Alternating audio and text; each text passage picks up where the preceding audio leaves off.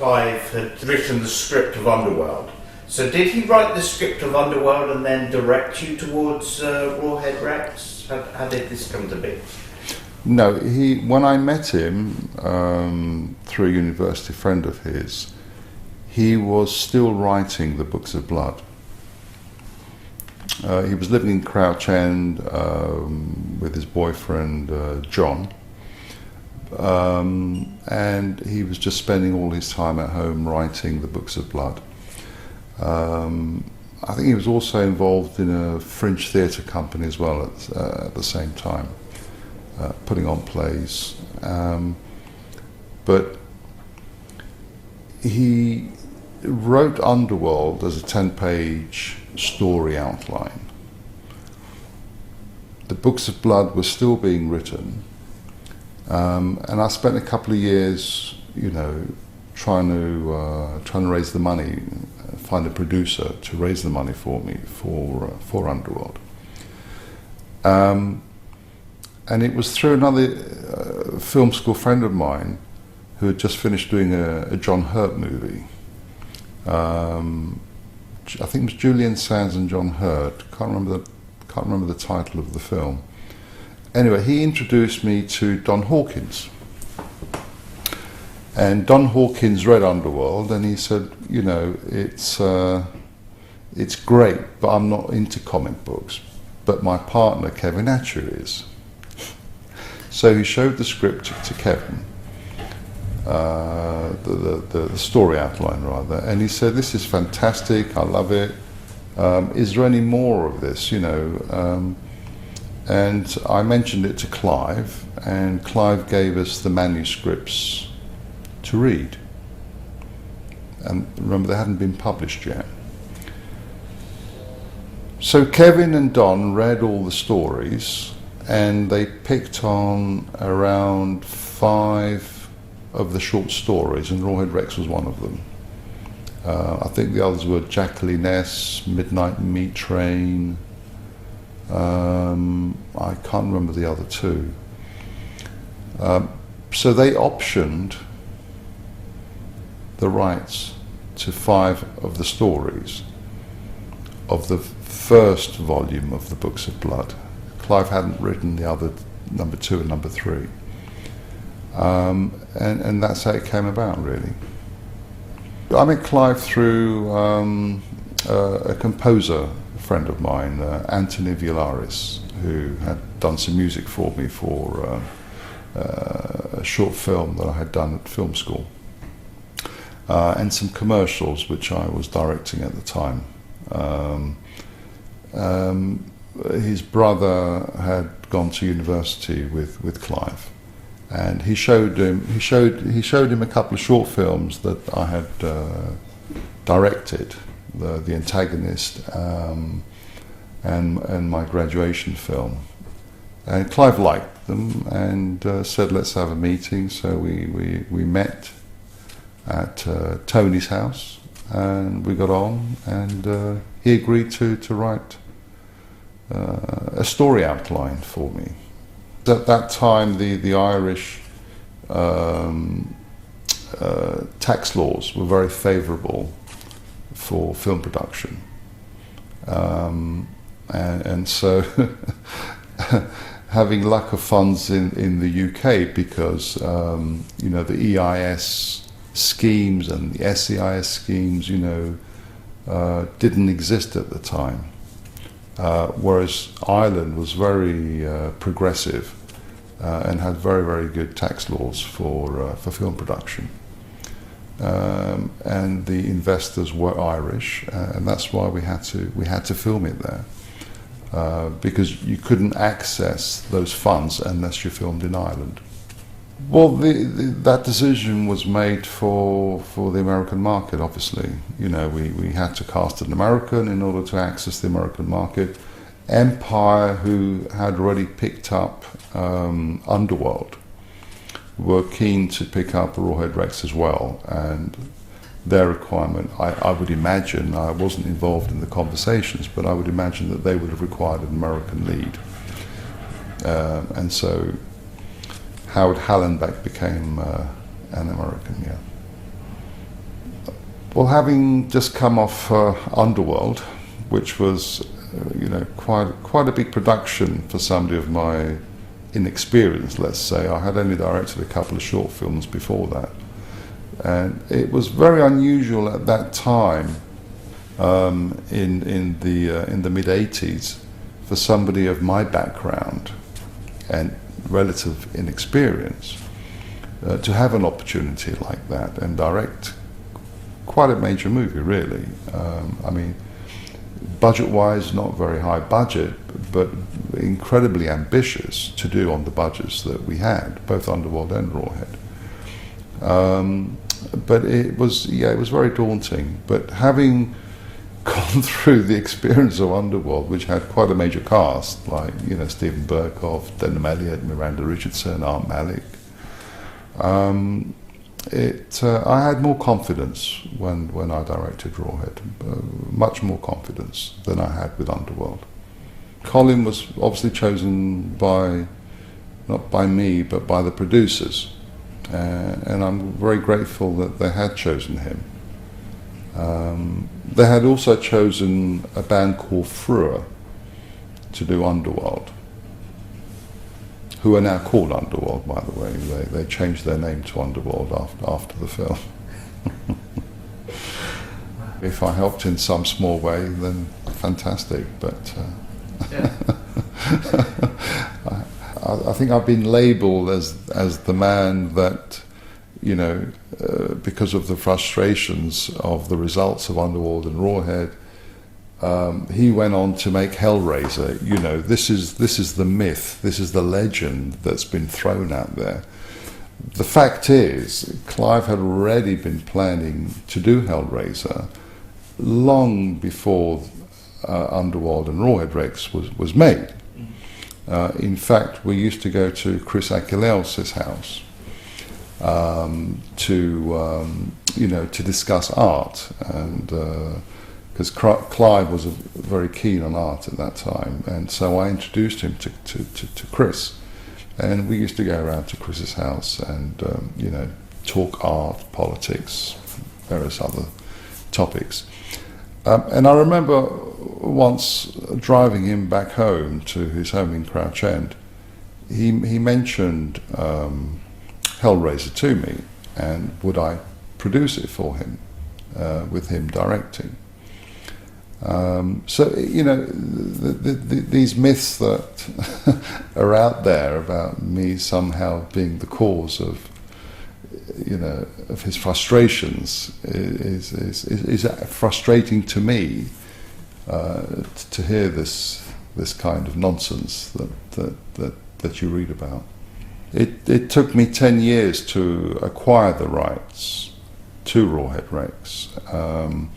The reason I set out to acquire the rights was it was very frustrating for me to see these dodgy 4:3 format versions on YouTube, completely degraded visuals of, it just hurt to see it like that. And no one had ever seen the widescreen format since the early screenings in the 80s, the cinema screenings. Production was running out of finance from the beginning, but I didn't know that. No one had told me. They had accessed the funding from Irish investors. That's fine. That was fixed and firm. But there was also money that was supposed to come from other sources as well. And I won't mention names, but one individual was supposed to acquire these funds for the production, but didn't manage to do so.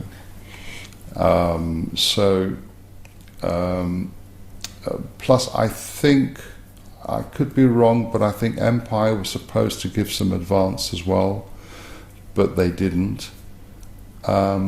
So we were shooting night shoots, but I had to keep wrapping at midnight every night. So I wasn't getting my full night shoots. which was very frustrating for me. And some of the scenes that were heading towards midnight, I had to shoot without rehearsals. It was just, you know, the camera boys would be standing ready, and they'd just bring out all the cameras that they had, and we'd just shoot the scene from all angles, and what we got is what we got. And anyway, it all came to a head, and I confronted the producers, and I said, listen, I mean, what is going on? I cannot work like this. You know, I've got major scenes of like 12 people on fire at the same time, which was the world record at that time. I think the Towering Inferno only had 6, and we had around 12 people on fire at the same time. I said, I can't be doing scenes like this, you know, and just not getting the material that we need. So the producer, Kevin Atchu, took me to one side, and he said, look, the fact is, George, is we're about $1 million short. But when I heard that, I just walked away. I was walking down some dark country lane back to my hotel without the car, without nothing, just walking in anger, with Kevin following behind me saying, listen, you know, let's just try and deal with what we've got, and, you know, I'm sure the money will come, and, you know, it'll be fine, you know. Well, the money never came. And so, you know, we were operating without sufficient funds. And when it came to the last day of filming, I had to shoot this, it was the shot of Rawhead disappearing through one of the graves after he's been incapacitated by the force. And we didn't have money to shoot that, so I had to beg all the crew, or as many of them as I could, to turn up the next morning and help me film this. Being union members, they said, no, well, you know, sorry, we can't do this because, you know, we'll get in trouble with the union. So I said, fine, whoever wants to come, just come along.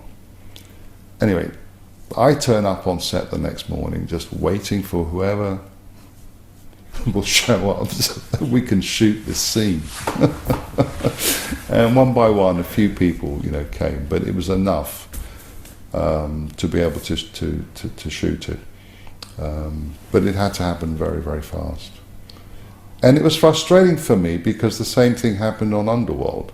You know, the end scene with Dr. Savory, he was supposed to have needles protruding out of his skin, and you know, a big transformation scene where he's ripping his skin apart, and you know, the inner dreams, the inner demons that he has were pushing themselves out through his skin, and anyway.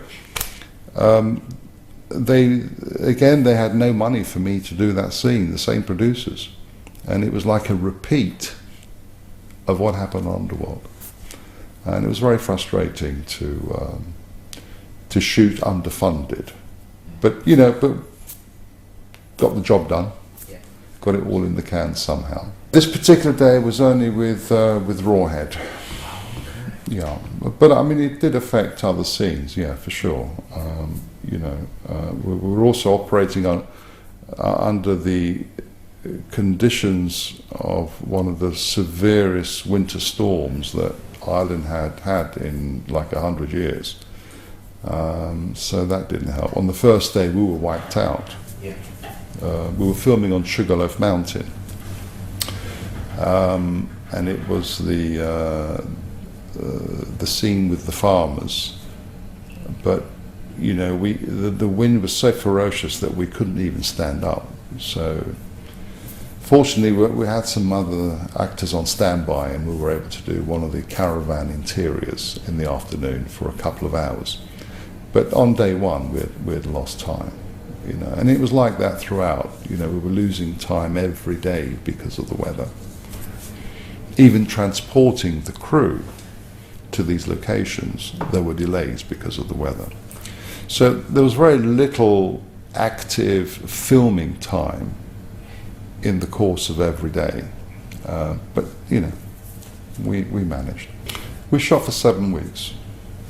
Yeah. But I guess so. All I can remember is it was fucking horrible. I wouldn't wish it on anyone, let's put it that way. But listen, I'm sure other movie makers have had similar constraints with weather. It's just when it happens to you, you know, it's frustrating. Both the kids, I think, were a little bit scared of the idea of finally meeting Mr. Rawhead. Cora especially, apparently, I was told by her mother, was having nightmares at the time, and she was really, really very scared. But she was being a good soldier and just turning up to work. So we decided that, you know, we would introduce them to Rawhead by having, you know, Heinrich without his mask. And just, you know, we would like just play around together and, you know, look, it's a man in a mask. And then he would put the helmet on and carry on playing, and, you know, and we introduced them that way. I believe he was discovered by the casting director, Nuala Moiselle. Actually, I'd wanted... there was a couple of actors out of Star Wars that I really wanted. Dave Prowse was one of them, but he apparently the producers couldn't afford his fee at the time. And the guy who played Chewbacca, Peter Mayhew, who again I met him as well, but informally we I met him with Don Hawkins actually, and we went for tea. At a little coffee shop around the corner from where Don lived in Queensway, and he was tall, huge, absolutely huge guy, but he was like a gentle giant, charming man, really, really charming. But again, I think the producers couldn't afford the fees that these guys wanted. And so they started looking for a tall man. And Heinrich happened to be in Ireland at that time. He was, I think, almost 7 foot tall. I think Peter Mayhew was about 7'4", actually. It would have suited me better to have someone like Peter because he had the experience, whereas Heinrich had 0 experience working on a film set. Didn't have a clue as to how to go about his character inside the suit. And I think for that reason, you know, Rawhead is just a little short of convincing in some scenes, purely because of his inexperience. Whereas had it been Peter Mayhew, I think he would have maybe come up with a few more tricks for Rawhead to make him believable, you know, just in terms of body language and weight, you know, adding weight to the character. But what Clive wanted was a very, very tall, thin man, a very thin Rawhead Rex. But trying to find somebody who's incredibly tall and thin, like in the comic book version, which came out, I think, in the 90s, was impossible. Anatomically, we couldn't do it. We just couldn't do it. And so we ended up with the creation that we have now. Because it had to be somebody that was able to fit in the suit. And to find someone who's 7 foot tall and that thin that he wanted just wasn't feasible. I do know we ended up building a church interior. Bray Studios at the time was closed because of some disputes that were going on, and so we had to use some warehouse to build the interior of the church. But you know, art department did a fantastic job throughout.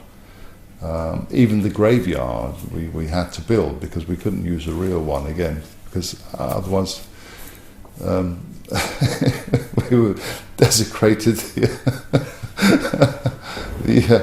the real cemetery as well, I guess. I went to one screening. We had a screening at BAFTA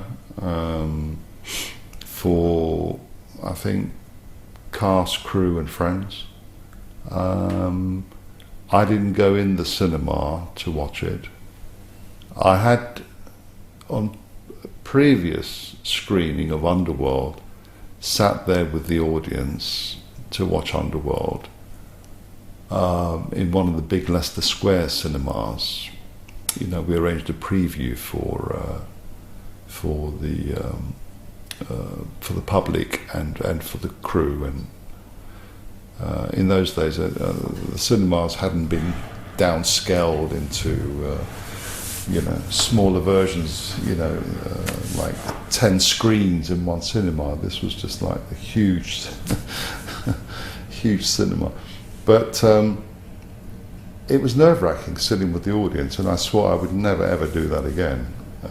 It was terrifying, absolutely terrifying. So I waited outside after the screening, and it seemed to have gone down really well. Everyone liked it, yeah. They found it terrifying. They said it was really, really scary. Which pleased me enormously, because, you know, that was the point.